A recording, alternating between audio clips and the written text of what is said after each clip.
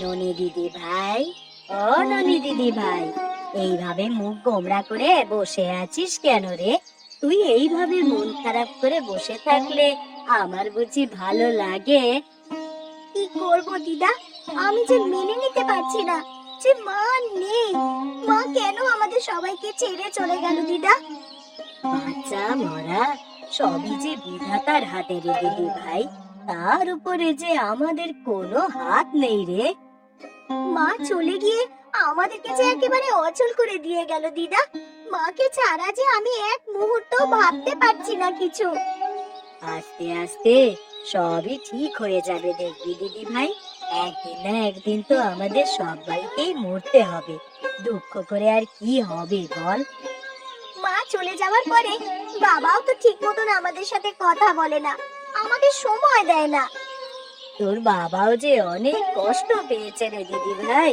এত বছর সংসার করলো যে মানুষটার সাথে, আজ হুট করে সে চলে গেলে এমন তো লাগবেই ভাই। তুই সকাল থেকে খেয়েছিস কিছু? না দিদা, আমার খেতে ভালো লাগছে না। খাওয়ার কথা মনে হলে গা গুলিয়ে উঠছে। তা বললে কি হয় মা, এখন মনকে শক্ত করতে হবে, আর সেই সাথে ঠিক মতন খাবারও খেতে হবে। এমনিতেই মানসিক ভাবে দুর্বল, তার উপরে শরীরে বল না থাকলে তো অসুস্থ হয়ে যাবি রে।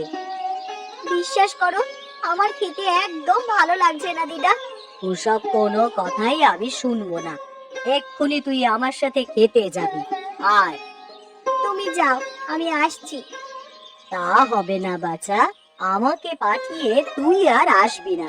তোকে আমার সাথে এখনই যেতে হবে, চল। বুঝতে পেরেছি, আমাকে না খাইয়ে তুমি শুনবে না। ঠিক আছে, চলো।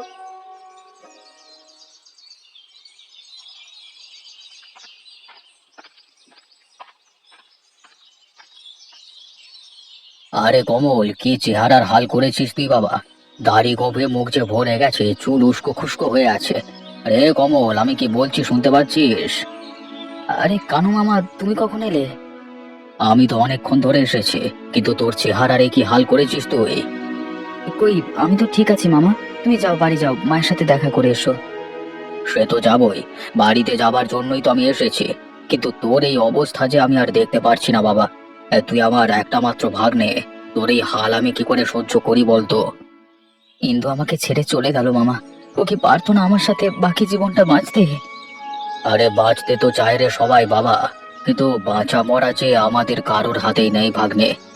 যার যাবার সে চলে যাবেই, জগতের কোনো শক্তি তাকে আটকে রাখতে পারবে না। আমিও কেন মরে গেলাম না ওর সাথে? আমাকে ওর সাথে করে নিয়ে যেত ও। আমাকে এই দুঃখ সহ্য করবার জন্য কেন ফেলে গেছে? না রে না, তোকে আর দুঃখ পেতে দেবো না আমি। মেয়েটার কি হবে সেটা ভেবেছিস একবারও? মেয়েটার মুখের দিকে তাকিয়ে তাহলেও তোকে আমি আবার বিয়ে করাবো। না মামা, আমি আর বিয়ে করতে চাই না। আমার মেয়েটা অনাথ হয়েছে, তার উপর সৎ মা যদি ভালো না হয়, আমার মেয়ের জীবনে অশান্তি লেগেই থাকবে। কিচ্ছু হবে না, আমি চাই তুই আবার সংসার করবি। আবার তোর হাসি খুশি ভরা মুখটা আমি দেখতে চাই। সকাল থেকে কিছু খেয়েছিস নাকি না খেয়ে পাগল বেশ এখানে বসে আছিস? আমার আর খাওয়া। চল এক্ষুনি আমার সাথে বাড়িতে চল, দুটো কিছু মুখে দিবি চল। আমার ভালো লাগছে না মামা, তুমি যাও। আমি কোনো কথা শুনবো না, আমার সাথে তোকে যেতেই হবে। তুই তো জানিস, আমি একবার জিদ করলে সেটা না করে ক্ষান্ত হই না।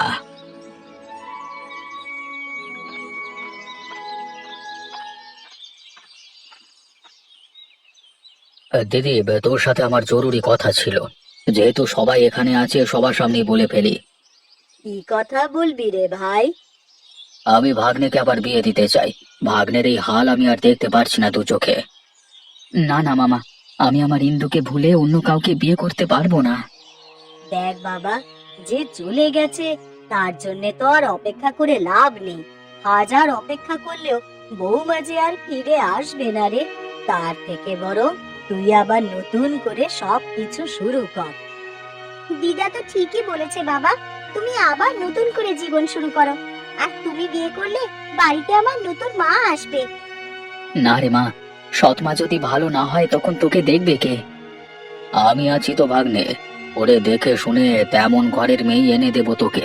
আর মেয়ে যদি ভালো না হয়, ননি দিদি ভাই তখন আমার কাছে গিয়ে শহরে থাকবে।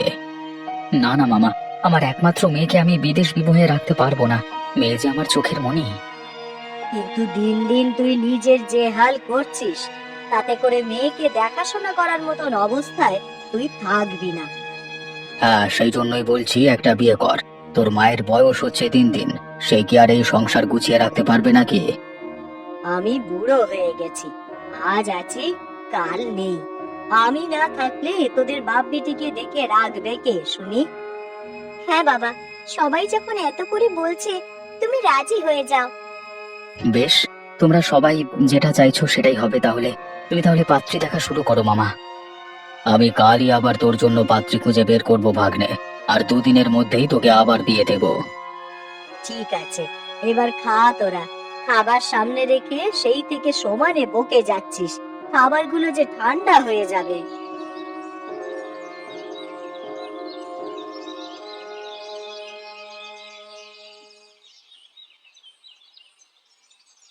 কই রে দিদি ভাই, একটু বাদেই তো ওরা নতুন বউ নিয়ে চলে আসবে। ওরে সব কাজগুলো ঠিক মতন গুছিয়ে রাখ। তুমি কোনো চিন্তা করো না দিদা, আমি সব কাজ গুছিয়ে রেখেছি। এখন শুধু বরণ ডালাটা সাজালেই শেষ। তা কি ব্যাপার জেঠিমা, নতুন বউ আসছে ঘরে, অথচ আমাদের কাউকে তো কই ডাকলে না বউ বরণ করার জন্য? বউ তো এখনো এসে পৌঁছয়নি, সেই জন্যই আর তোদেরকে খবর পাঠাইনি আমি। ভেবেছি বউ এলেই ননিকে দিয়ে ডেকে পাঠাবো তোদের। যা, এসেই যখন পড়েছিস, দেখ তো সবকিছু ঠিকঠাক আছে কিনা। দেখো তো কাকিমা, বরণ ডালাটা গোছানো ঠিক আছে কিনা। সে কে রে, তোর সৎ মায়ের জন্য তুই নিজেই কিনা বরণ ডালা সাজিয়েছিস? যে সৎ মায়ের জন্য বরণ ডালা সাজাচ্ছিস, সেই মাই আবার বাড়ি থেকে তোকে বের না করে দেয়, দেখিস। কি যা তা বলছিস রমা? আমি ঠিকই বলছি জেঠিমা, এইবারে বুঝি মেয়েটার কপালটা পুড়লো। কই রে দিদি, নতুন বউ নিয়ে তো আমরা চলে এসেছি। এই নতুন বউকে বরণ করে এবার ঘরে তোল। তো দেখতে তো ঠিকঠাকই লাগছে, কিন্তু পরে কি হবে কে জানে। কই রে ননি, তো নতুন মাকে বরণ করার কাজটা শুরু কর। আমি ছোট মানুষ কাকিমা, এইসব কাজ তো আর আমার নয়। তুমি আর দিদা বরং আচার অনুষ্ঠান সেরে নাও। একটু তাড়াতাড়ি করুন মা, গরমে আমার আর দাঁড়িয়ে থাকতে ভালো লাগছে না। ও মা, নতুন বউয়ের কি চোপা দেখো, আস্তে না আস্তে মুখ দিয়ে একেবারে খই ফোটা শুরু হয়েছে। আহ, তুই থামবি রমা, বেচারি সারা দিন বিভিন্ন আচার অনুষ্ঠানের মধ্যে ছিল, তাই হয়তো বা গরম লাগছে। এখন চল, তাড়াতাড়ি বরণ করে নতুন বউকে ঘরে তুলি। হ্যাঁ হ্যাঁ, তাই চলো, না হলে আবার তোমার নতুন বউ গরমে দাঁড়িয়ে থাকতে পারবে না এখানে।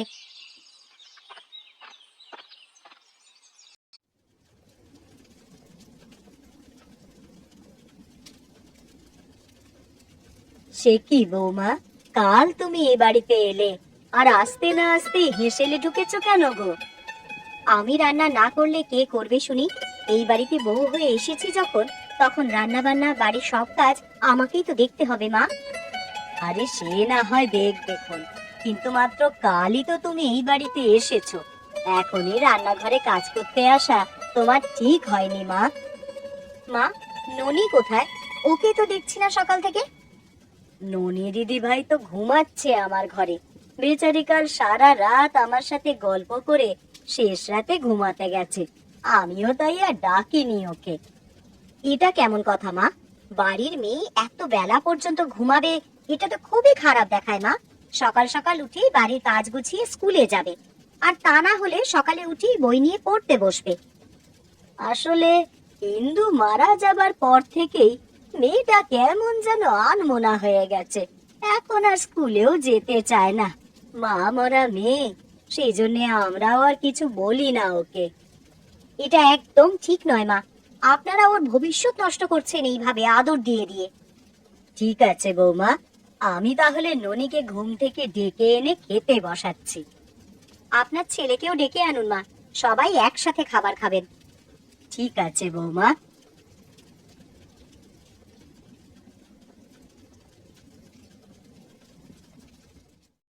এ কি মা, তুমি আজ শুধু শাক রান্না করেছো কেন? এই গরমে যত আঁশযুক্ত খাবার খাবে তত ভালো হবে স্বাস্থ্যের জন্য। বেশি ভাজা পোড়া খাবার খেলে পেট খারাপ করবে সবার। ননি তো মাংসের ঝোল খেতে খুব ভালোবাসে, তুমি না হয় ওর জন্য একটু মাংসের ঝোল করতে।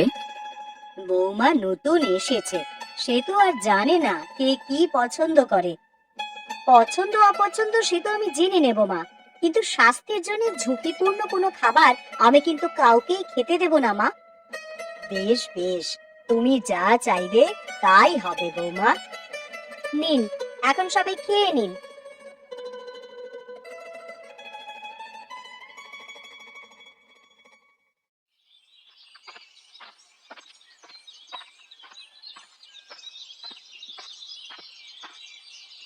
কিরে ননি, তোকে তো এত সকালে সচরাচর ঘুম থেকে উঠতে দেখি না। আজ সূর্য কোন দিকে উঠলো রে? কেন, পুকুর ঘাটে সকালবেলা কি আমার আসা নিষেধ নাকি? আহা, তুই রাগ করছিস কেন মা? আমি তো তোর কাকিমা হই, তোর কাছের মানুষ। এই সকালে না ঘুমিয়ে তুই পুকুর ঘাটে এসেছিস, তাই তোকে দেখে বড্ড মায়া হলো রে। মা সকাল সকাল ঘুম থেকে ডেকে দিয়ে থালা বাসন ধুতে পাঠালো। দিদার শরীরটা বেশি ভালো না, মা তো একা সব কাজ করে পারে না, তাই আমাকে পাঠালো। মা বলিস না রে, মা বলিস না, ও যে তোর সৎ মা রে। আরে সৎ মা কখনো কি আপন মায়ের সমান হয়?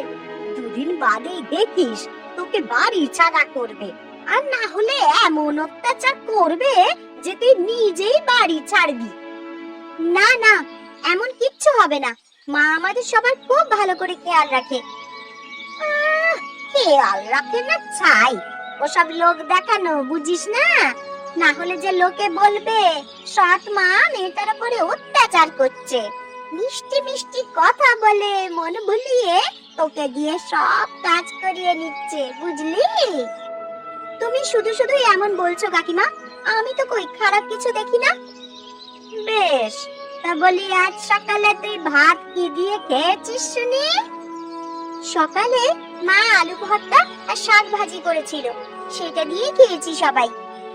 কিন্তু তুই তো আবার ওই মুরগির ঝোল ছাড়া খাস না রে, এটা নিশ্চয়ই তো সৎ মা জানে।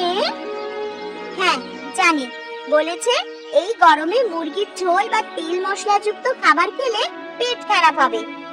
তা বলি তুই কি এখনো বুঝতে পারছিস না যে তোকে মুরগির ঝোল খেতে দেবে না বলেই ওই শাক রান্না করেছে? আজ তুই বাড়ি গিয়ে মুরগির ঝোল খেতে চাইবি, দেখিস তো তোকে মুরগির ঝোল করে দেয় কিনা। ঠিক আছে, রাতের খাবারে আমি মুরগির ঝোলই করতে বলবো।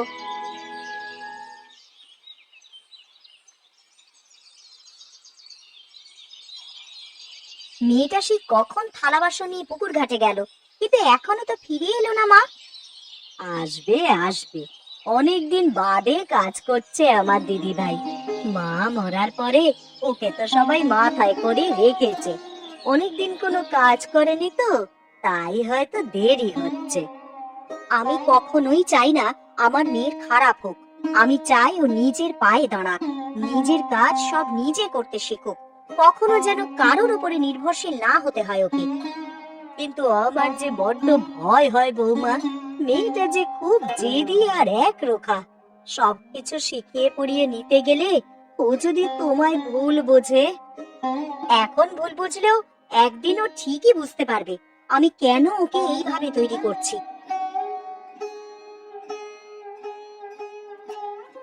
এসে গেছিস মা? এখন যা, থালা বাসনগুলো রেখে স্কুলের ব্যাগ গুছিয়ে নিয়ে সোজা স্কুলে যা। মা, আজ রাতে কিন্তু আমি মুরগির ঝোল খাবো। রোজ রোজ এই শাক পাতার আলু সেদ্ধ এসব খেতে আমার ভালো লাগে না। তা হঠাৎ মুরগির ঝোল খেতে মন চাইলো কেন রে? এত কিছু আমি জানি না, আমাকে রাতে মুরগির ঝোল করে দেবে, শুধু এটাই আমি জানি। আচ্ছা ঠিক আছে, রাতে আমি তোর জন্য মুরগির ঝোলই করে দেবো। এখন লক্ষ্মী মেয়ের মতন স্কুলে যা তো দেখি মা। যা দিদি ভাই, মায়ের কথা শুনতে হয়, মা কি তোর খারাপ চাইবে কখনো? ঠিক আছে, যাচ্ছি আমি।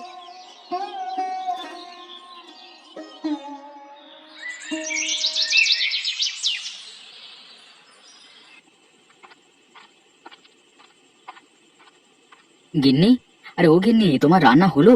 আমার যে খুব খিদে পেয়েছে। এই গরমে হাট থেকে বাড়ি ফিরেছো, আগে একটু বিশ্রাম করে ঠান্ডা জল খাও। এসেই সঙ্গে সঙ্গে খেতে বসলে যে পেট গরম হয়ে যাবে। এটা তুমি একদম ঠিক বলেছো গিন্নি। আমি তো বাড়িতে এসেই হাত মুখ ধুয়ে জল খেয়ে তারপর রান্না করে এলাম। সারা গ্রামে গরমের প্রকোপে কত মানুষ অসুস্থ হয়ে পড়েছে। এই গরমে আমাদের খুব দেখে শুনে খাবার খেতে হবে, না হলে পেটের অসুখ হয়ে মরবে সবাই। তোমার রান্না কতদূর এগুলো গো? আমার যে বড্ড খিদে পেয়েছে। আমার রান্না প্রায় শেষ হয়ে গেছে গো, তুমি ননি আর মাকে বরং ডেকে নিয়ে এসো।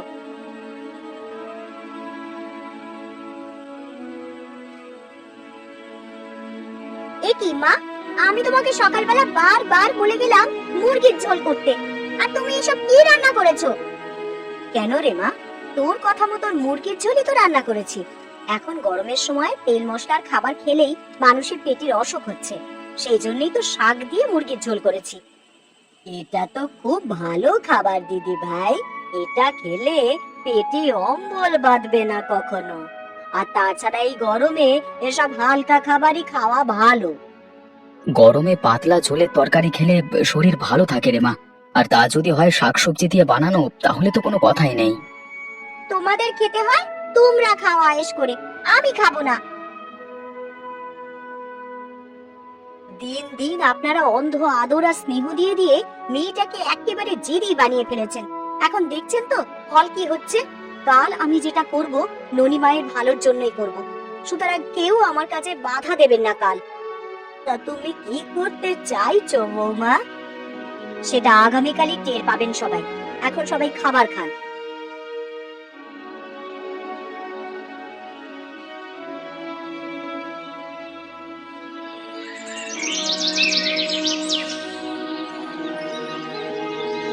ওই রে দিদি, কোথায় গেলি তোরা সবাই? কি হয়েছে রে কানু, সকাল সকাল তুই এসে এইভাবে ডাকছিস কেন আমাদেরকে?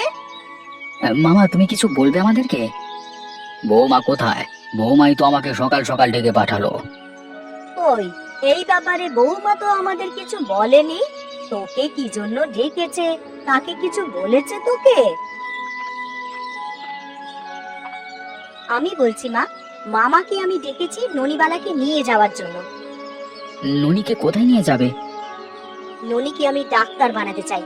আমার বাবা বিনা চিকিৎসায় মারা গিয়েছিল, আমি চাই না আর কেউ বিনা চিকিৎসায় এই গ্রামে মারা যাক। সেই জন্য বৌমা চায় ননি যেন শহরে গিয়ে ডাক্তারি পড়াশোনা করে, আর এখানে থেকে তোদের আহ্লাদে মেয়েটা দিন দিন একরোখা হয়ে যাচ্ছে। কিন্তু আর কোনো কিন্তু নয় মা, কাল রাতেই আমি বলেছিলাম আজকে আমি যা করতে চলেছি এটাকে আপনারা কেউ বাধা দিতে পারবেন না। আমি আর এই বাড়িতে থাকবো না। যেখানে আমার চাওয়া পাওয়ার কোনো মূল্য নেই, সেখানে আমি আর এক মুহূর্তও থাকবো না। আমি তোর ভালোর জন্যই সব করছি রে মা, একদিন তুই ঠিক বুঝতে পারবি, দেখিস। রমা কাকিমা ঠিকই বলেছিল আমাকে, সৎ মা কখনো আপন হয় না। কানু দাদু, তুমি আমাকে এক্ষুনি এখান থেকে নিয়ে চলো। চল, আমিও গিয়ে তোকে এগিয়ে দিয়ে আসি। তার কোনো দরকার হবে না, আমি একাই যেতে পারবো দাদুর সাথে। ঠিক আছে, আমরা তাহলে বেরিয়ে পড়লাম। চল দিদি ভাই।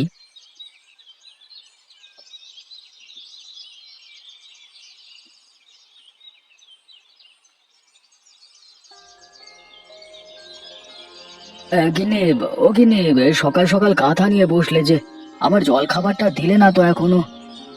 বলি বুড়ো হয়ে গেলে তবুও তোমার স্বভাবটা গেল না একটু। আমি সেই কোন সকালে উঠেই তো জল খাবারটা বানিয়ে রেখেছি, রান্নাঘরে গিয়ে খেয়ে নাও, যাও।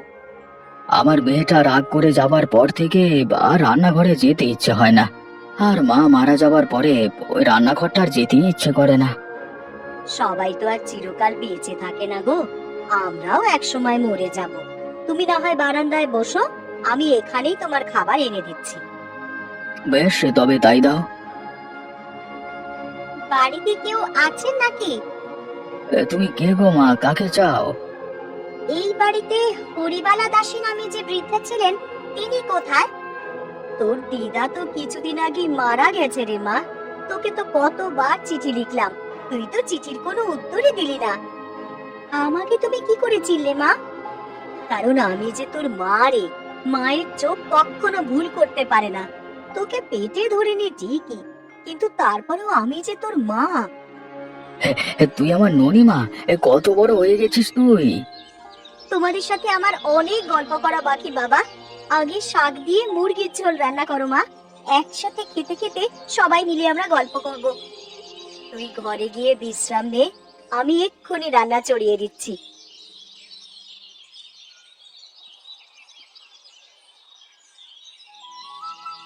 শহরে থাকতে আমার সব থেকে বেশি তোমার কথা মনে পড়েছে মা। তোমার হাতের শাক দিয়ে মুরগির ঝোল খাবার জন্য ছুটে আসতে মন চাইতো। তা এতদিন বাদে আসতে মন চাইলো? ওই যে রাগ, তুমি আমাকে দূরে সরিয়ে দিয়েছো। আমাকে কাছে রেখে দিলে তো পারতে। সেই কথাটা ভেবেই আর আসিনি গো। এখন বুঝেছিস কেন তোর মা তোকে শহরে পাঠিয়েছে ডাক্তারি পড়বার জন্য? হ্যাঁ বাবা, এখন আমি বুঝতে পারি মা কেন আমাকে শহরে পাঠিয়েছিল।